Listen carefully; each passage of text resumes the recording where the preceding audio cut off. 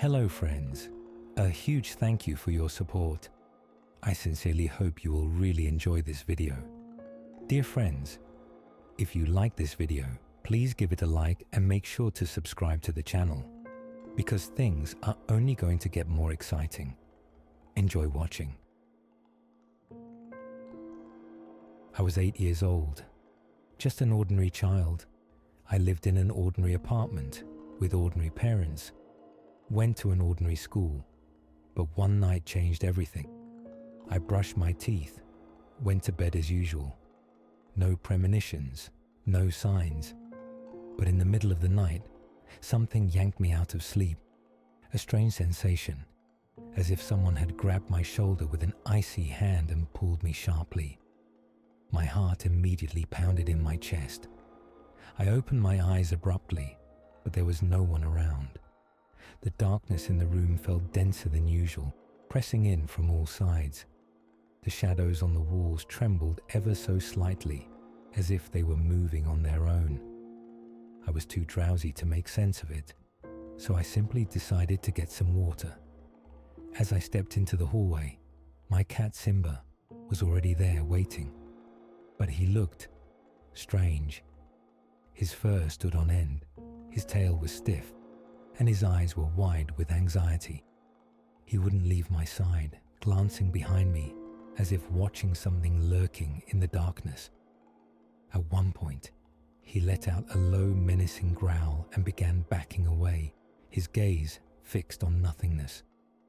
The apartment was eerily silent, too silent. I could hear my parents breathing in the next room, but their sounds were muffled, distant, as if coming through layers of thick fabric. The water in the glass I poured swirled sluggishly, as if gravity itself had weakened. The air felt thick, heavy, as if I could reach out and grasp it with my hands. I took a deep breath and walked back to my room. But the moment I crossed the threshold, my blood froze in my veins. I saw myself. My body lay motionless on the bed, pale, lifeless, and staring. Its eyes were wide open, empty, blankly fixed on the ceiling. Its lips trembled slightly, as if trying to whisper something. A primal terror surged through me. I stood there trembling, too afraid to even breathe. I tried to scream, but no sound came out. I tried to step forward, but my legs refused to move, as if rooted to the floor. Simba's gaze was locked on my body. Then suddenly, he hissed, arched his back and bolted from the room, vanishing into the darkness of the hallway. I don't know how long I stood there, maybe 10 minutes, before I managed to force myself to move. Slowly, cautiously, I reached out and touched my face, and felt nothing. My palm passed through my skin as if through air. I wasn't in my body. I was outside. And then the darkness in the room stirred. I felt it instantly. Something was watching me. It was here. It was moving. It was getting closer. From the depths of the room, a pair of glowing red eyes flared up, staring directly at me. Just for a moment. And then they vanished. But the feeling of being watched only grew stronger. I could hear it breathing. I could feel invisible hands reaching out toward me. I didn't know what to do, but instinct took over.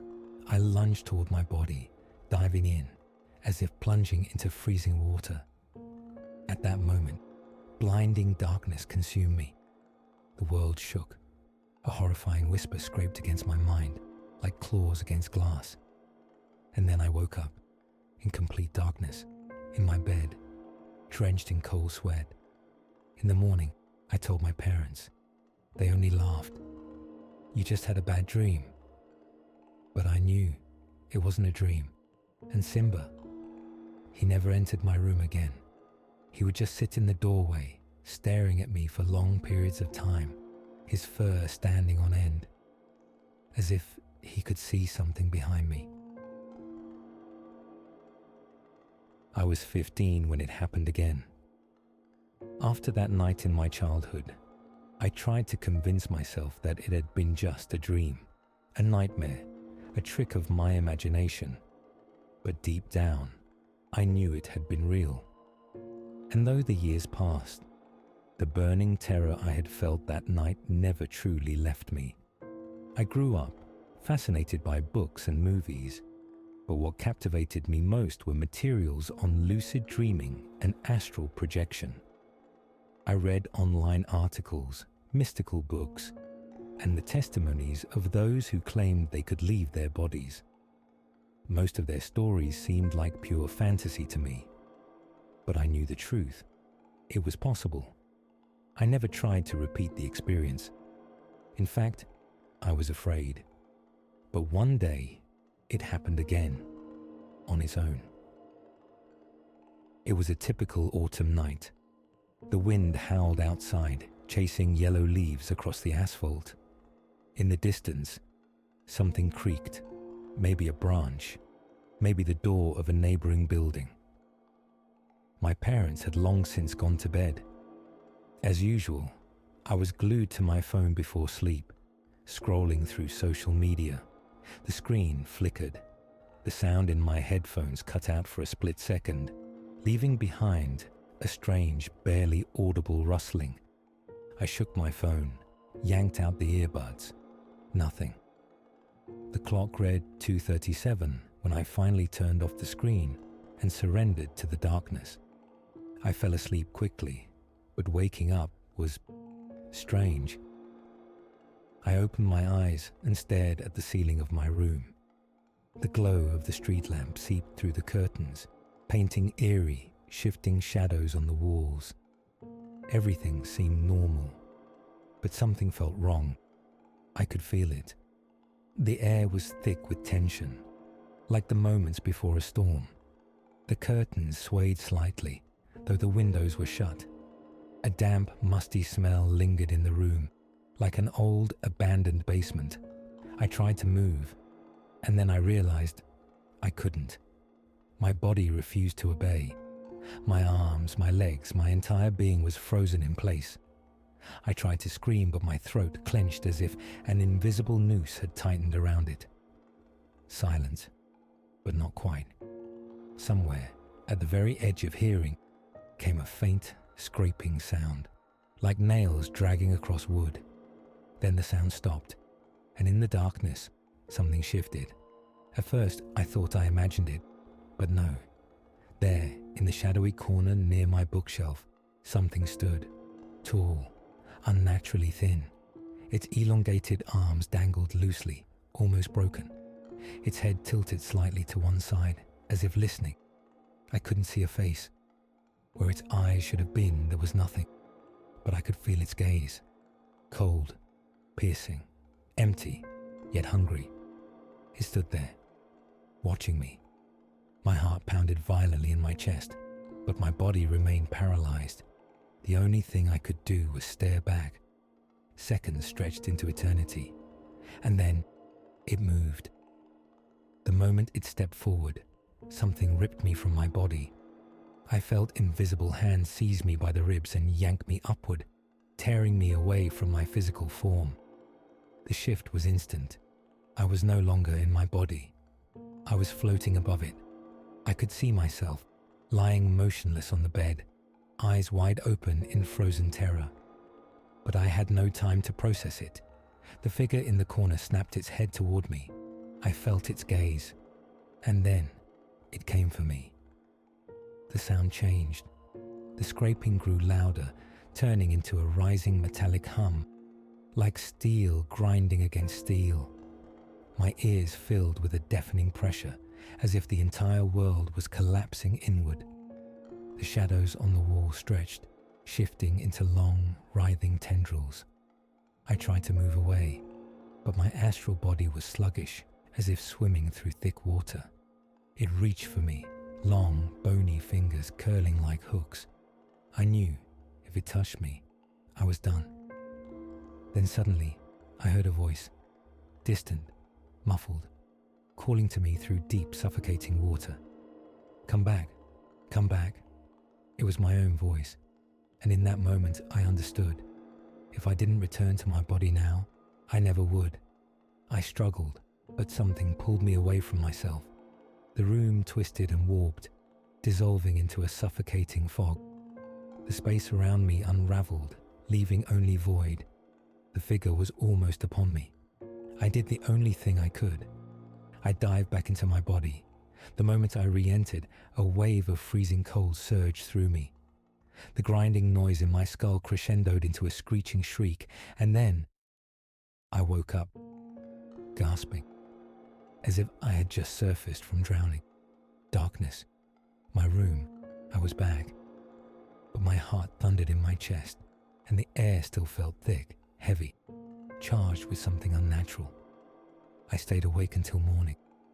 I tried to convince myself it was just a dream. But when I got up, my legs buckled beneath me, as if I had truly been somewhere else all night. Then I looked in the mirror and froze. Dark circles hollowed my eyes, deep and unnatural, as if I hadn't slept in days. And then I saw something else. A mark just above my elbow, a faint red imprint. Fingers, as if something had held me. That night, I understood. This was no accident. They knew I could leave my body. And now, they were watching me. After that night, one thought haunted me. It saw me. I tried to convince myself that it was just my imagination, but the mark on my arm, the morning weakness, the creeping, inexplicable anxiety, they all told a different story. I began to study the astral world more deeply. At first, it was just online articles, forum discussions, stories from people who claimed they could travel beyond the physical world. They talked about techniques for leaving the body, the places one could see. But there were other stories about the shadows, about the entities that dwell there in the world without flesh. And they all said the same thing. The more you leave your body, the more they notice you. I swore I wouldn't try again, but fate had other plans. Weeks passed after that terrifying night. Everything seemed normal. I went to school, did my homework, played video games. I tried to live as I had before, but the unease never left me. Every night before bed, I felt watched. Sometimes, I'd wake up in the middle of the night with the overwhelming sensation that someone was standing beside my bed. The room was empty, but the air was thick, like the charged silence before a storm. The curtains shuddered slightly, though the windows were closed. And sometimes, in the corner of the room, the shadows seemed just a little too long. One night, I decided to sleep on the couch in the living room. I didn't want to be in my bedroom, but that didn't help. I woke up in the middle of the night, paralyzed. My body wouldn't respond, but my mind was fully awake. It was happening again. I felt my consciousness begin to rise. The world around me blurred, the sounds faded into nothing, as if I were being pulled into a vast, silent void. I slipped out of my body, and then, hovering above the couch, I saw myself, motionless. But something was different this time. The room was dark, but I knew I was not alone. Slowly, I turned my head. In the corners of the room, the shadows moved. They had no clear shapes, just silhouettes drifting through the air like patches of dense black smoke. They flickered and twisted, momentarily forming something resembling hands, faces, before dissolving again. But they were alive, and they saw me. A wave of cold terror washed over me. The shadows didn't rush toward me. Instead, they circled, watching, as if studying me. I tried to return to my body, but I couldn't. Something was holding me back. I was trapped in the astral. I struggled, tried to scream, but no sound escaped my throat. The only thing I could hear was a whisper. It came from everywhere. It didn't sound human. It was deep, distorted, like countless voices speaking in unison, gurgling and merging into something unnatural. I couldn't understand the words, but I knew they were speaking to me. You shouldn't have come here. My heart pounded in my chest. The shadows were closing in. I didn't know where to go, but I knew one thing. I had to run. I fled. I didn't know how to move in the astral, but something instinctive guided me. The world around me shifted. The walls of my apartment no longer felt real. They pulsed like the air above scorching pavement. The furniture trembled as if it were alive. I ran down the hallway, past the closed doors. I turned. The shadows were following me. They didn't touch the floor. They drifted forward, picking up speed. I could feel their malice. And then I saw it. At the end of the hallway, a door. A door that had never existed in my apartment before. It was narrow, tall, black. The surface writhed, as if something inside was breathing. I knew this was my only chance. Without thinking, I lunged for it and yanked it open. Beyond it, only darkness. But not just an absence of light. This darkness was alive, endless, pulling, devouring. Something moved inside. Something was watching me. I knew I couldn't go in, but behind me, the shadows were almost upon me. One reached out, a long, claw-like arm almost touching my back, and then another figure appeared, blocking the doorway. It was huge, towering over me, its eyes glowing red. I had no choice. I jumped. I woke up screaming. Every inch of my body burned as if I had just run a marathon. My chest heaved, my lungs fought for air.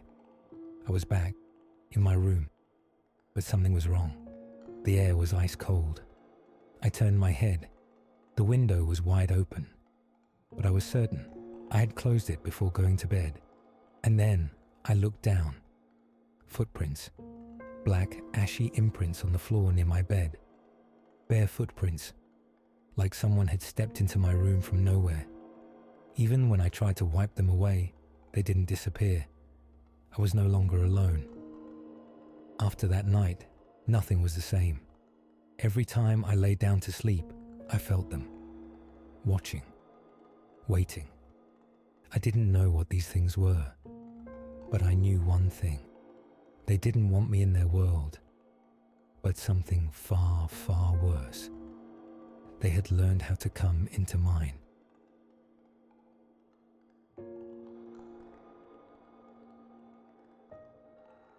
After that night, I was no longer the same.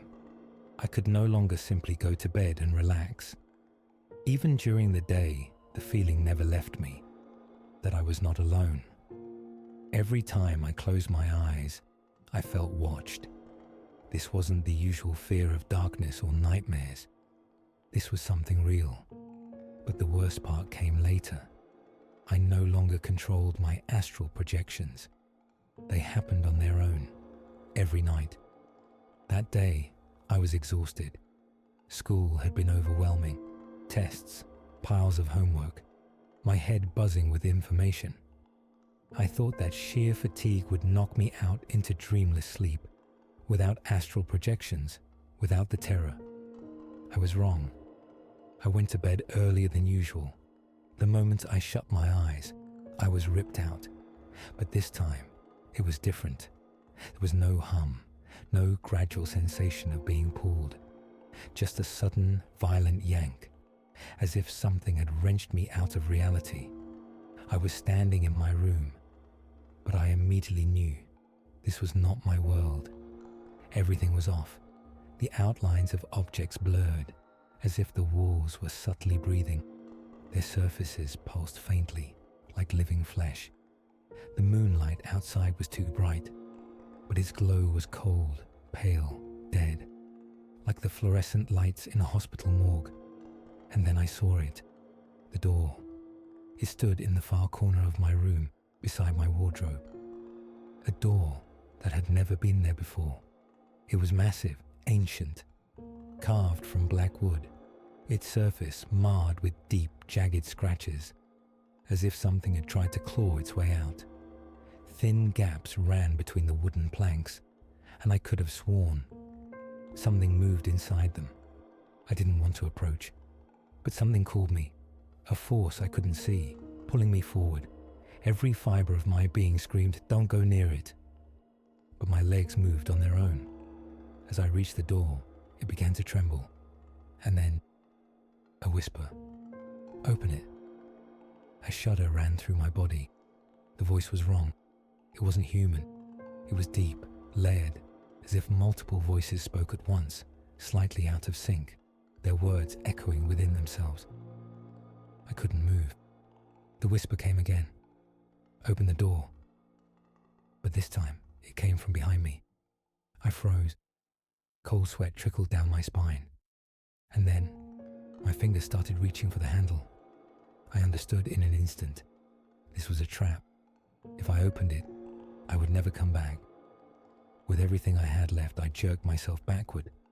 And the moment I did, the door began to shake violently. Something behind it began to scratch, deep, brutal, clawing sounds, like nails scraping against wood, desperate to break through. The whisper turned into labored breathing, guttural, inhuman.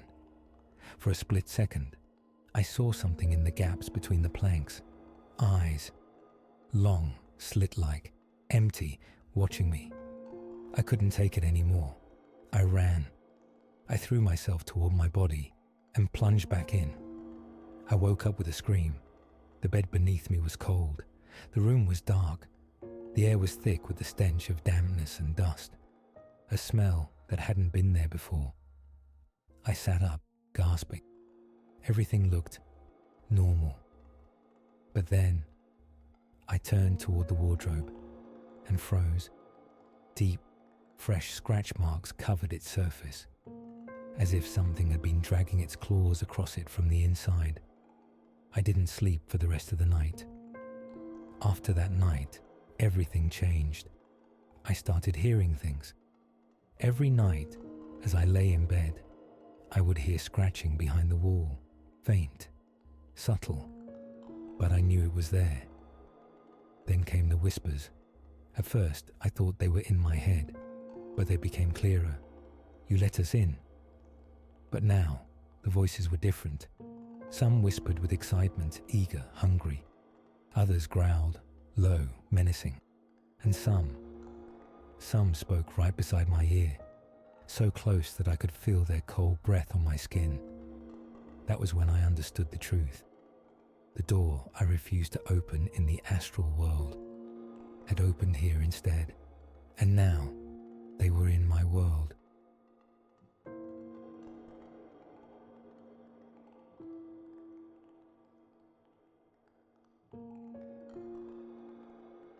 I knew I had made a mistake.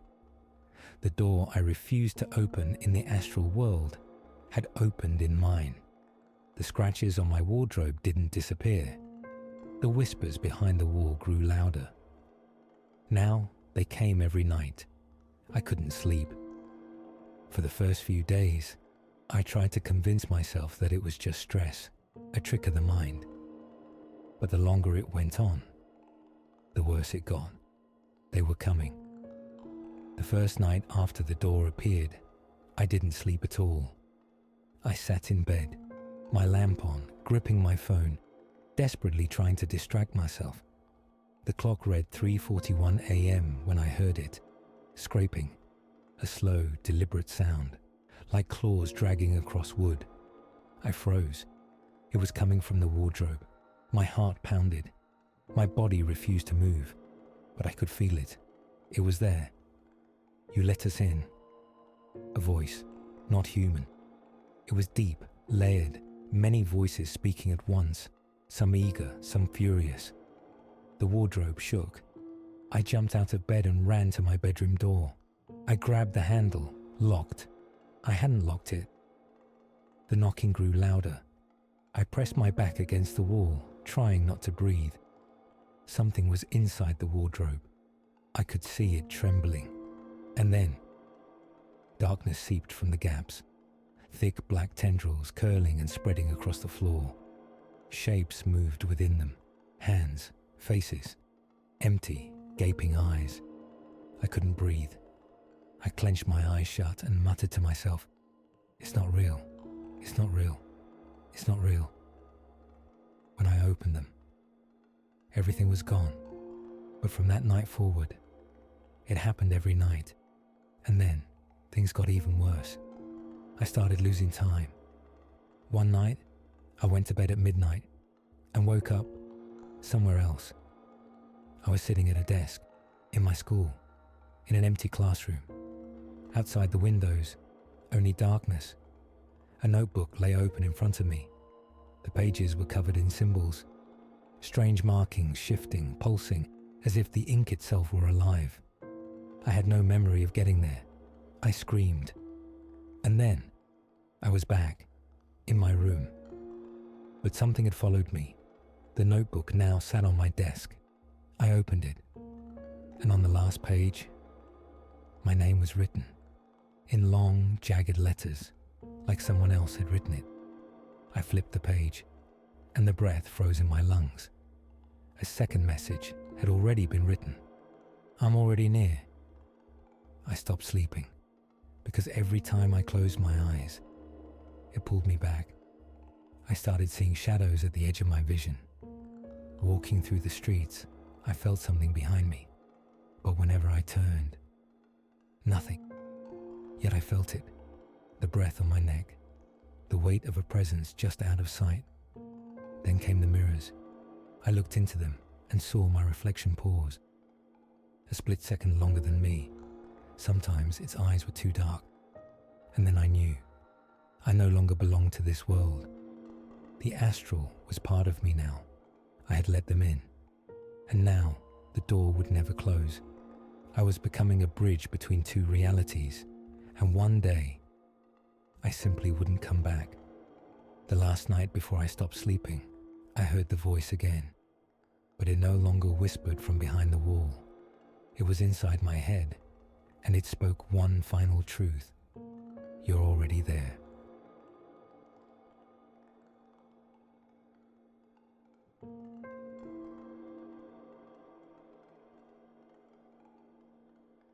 I had reached the edge. Days and nights blurred together. I could no longer tell if I was awake or still drifting in the astral. Every morning, I opened my eyes, but I wasn't sure if I had truly woken up. The wardrobe, the scratches, the shadows in the corners, they were always there, even in daylight. I understood then. If I did nothing, they would take me forever. I had to close the door. I scoured everything I could find, old books, occult forums, stories from those who had experienced the same horror. Finally, I found something. A single account. If you've opened a door in the astral, the only way to close it is to return and seal it from the inside. Madness. But I had no choice. That night, for the first time, I entered the astral willingly. I lay down, closed my eyes, and let go. At the very last moment, just before slipping away, I glanced at the mirror across the room. My reflection was smiling. Then, darkness. I opened my eyes. The world was the same as before. Murky walls, pulsing air, dead, pale moonlight. But something had changed. The door. It was bigger now, towering, narrow, covered in shifting, writhing symbols that seemed to breathe on their own. And behind it, the whispers. You came back. Voices from everywhere. Some mocked, giggling in cruel amusement. Some pleaded, desperate and broken. Some spoke right behind me, breath hot on my neck. I knew what I had to do. I reached for the door. It shuddered under my touch. I began to close it. And that's when they attacked. The shadows erupted from the door, wrapping around me in a suffocating cold. They screamed. 1,000 voices at once. They pulled me back. Hands grabbed my arms, my throat, my wrists. Fingers long, clawed, frozen. I tried to scream, But in the astral, there is no sound. The pain in my head swelled to an unbearable roar. They weren't just pulling me physically, they were inside me. I heard their whispers slithering into my mind, repeating my own thoughts back to me, distorted, twisted, as if mocking me in a delayed, nightmarish echo. I remembered what I had read. In the astral, power is will. If you fear, you lose. If you believe, you rule. I gathered everything I had left. I commanded the door to close. The darkness shrieked. The door began to seal, but they resisted. The shadows howled, their voices merging into a hideous screech, claws scraping against glass, a choir of the damned wailing in rage. The door shuddered, shaking violently, starting to reopen. Something was pushing through. I had one last chance. I poured everything into it, all my strength, all my will, all my hate. I slammed the door shut. With a sound like splintering reality, it vanished. The last thing I heard was a whisper. "This isn't over." I woke up screaming, but this time, I was truly awake. I sat up, gasping, scanning the room. The wardrobe was normal. The shadows were gone. And for the first time in weeks, the silence was real. Not heavy, not suffocating, just a silence filled with the quiet breath of the night. I knew. I had closed the door. The astral no longer called to me. It was over. I was free. But as I turned off the light and lay back down, surrendering to sleep for the first time in so long, in the depths of the dark, I heard it again, a whisper, so faint it could have been imagined. "We will return.